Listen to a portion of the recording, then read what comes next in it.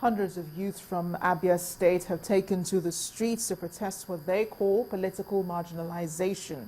The youths who are from East and Ukwa West of the state claim that major political offices have been taken up by other zones in the state, leaving them without any position.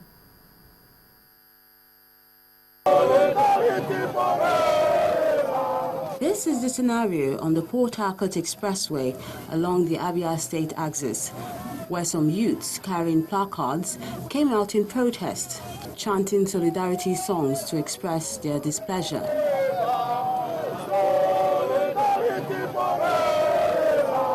Citing the police, they went into a frenzy, but the officer in charge urged them to calm down and allow a free flow of traffic. Their grouse has to do with the governorship ticket. According to the protesting youths, their area has been left with nothing. I want to tell you, it is one answer we cannot give our children. If we keep quiet, go to our arms and see the resources made and directed for our place being used to develop other areas in terms of environmental, economic, and human capital development, without taking a power position in the scheme of things. That position is the position we are standing here to challenge. Yes! The youth, I think we should have a better stake, so long as the governance is concerned. Yes. The special advisor to the governor of the state, Mr. Abia, believes their protest is uncalled for because the governorship candidate is from their area. There are so many ways, democratic way of resolving this matter. Table your matter before the appropriate authority and you dialogue. And that is what this country is going now. Everything is going dialogue now. It's not by violence. You can't carry arms against the people there. Abia State in recent times has been peaceful. Therefore, all concerned parties would have to put hands together to ensure its sustenance. Turn our attention now to security matters. The Director of Defense Information, Major General Chris Olukolade, today confirmed that 75 members of the insurgent group Boko Haram were killed in the early hours of today by the Nigerian army in Borno State. The insurgents are reported to have attacked men of the Nigerian army protecting PHCN staff carrying out repair work on power installations in Bulaburing village. The militants, who came in a convoy of Hilux vans and motorcycles, opened fire but were countered by the military. A source claims that they had been informed about the impending attack and so were prepared for the encounter. Meanwhile, the federal government has promised to do all it can to protect the country's territorial integrity while cushioning the effects of the deaths of fallen officers have had on their families. The Minister of Defense, Ali Oguso, made the promise at a burial ceremony in honor of 2 military officers who paid the ultimate price in the fight against insurgency in the northeast. The minister also promised that government will continue to provide support for the armed forces and care for the families of fallen heroes.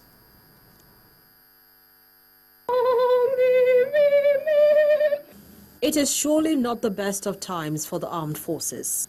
Service chiefs and other officers of the Nigeria Armed Forces gathered to lay to rest and pay tributes to 2 officers who paid the ultimate price in the war against insurgents in the northeast.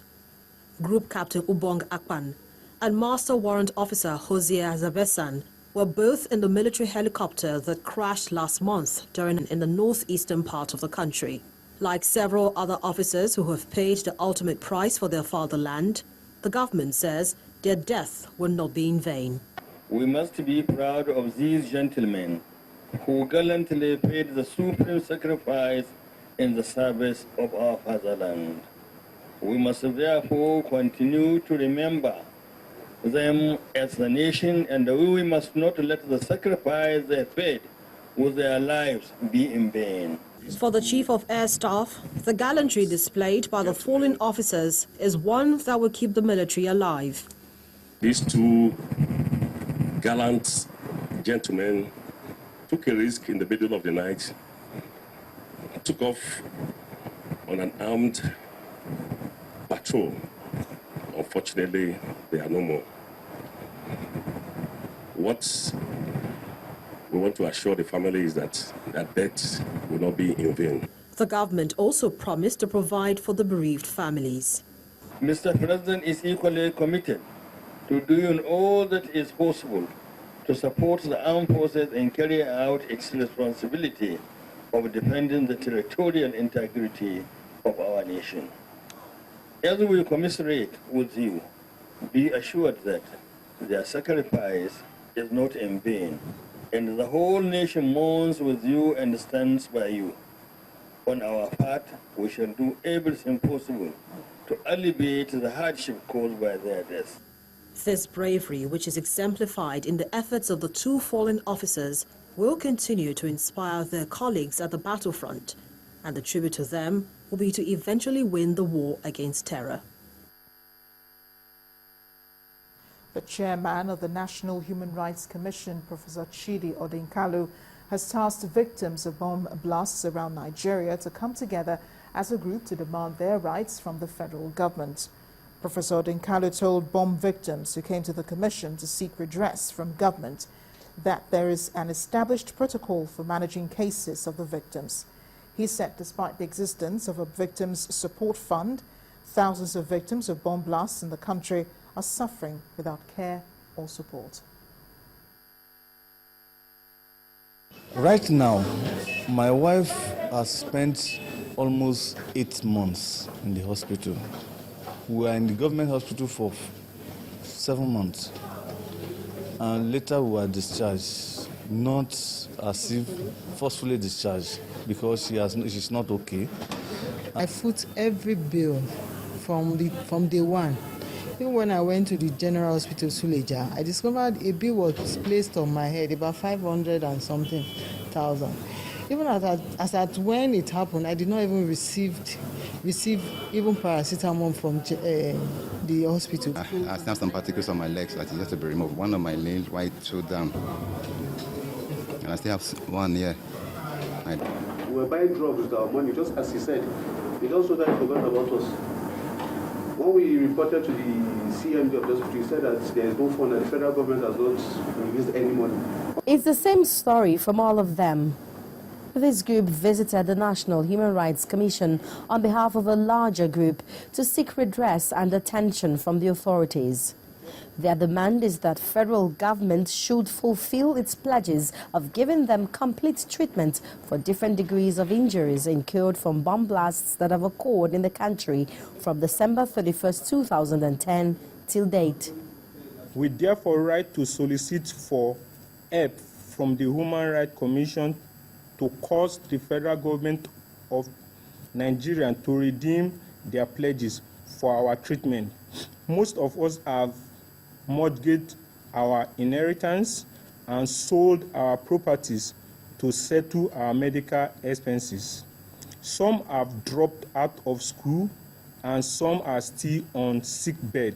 But the chairman of the commission said they must set up an association of bomb victims first as a means of having a legal voice upon which their demands can rest. If we don't even know how many of our citizens have been affected, we can't care for all of them.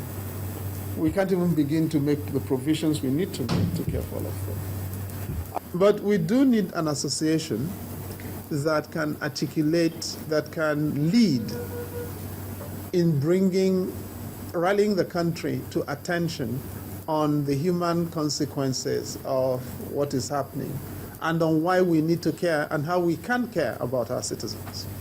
The biggest issue in Nigeria, especially as 2015 approaches, is safety and security. And so the task set before the victims of bomb blasts in the country by the human rights boss is to pull together the victims to speak with one loud voice to the rights quarters. Omelogo, Nadi Channels Television News. And when the news at 10 returns, children at the SOA's village in Lagos to celebrate Christmas on a high. That's courtesy of Shell Nigeria Exploration and Production Company. Please join us again.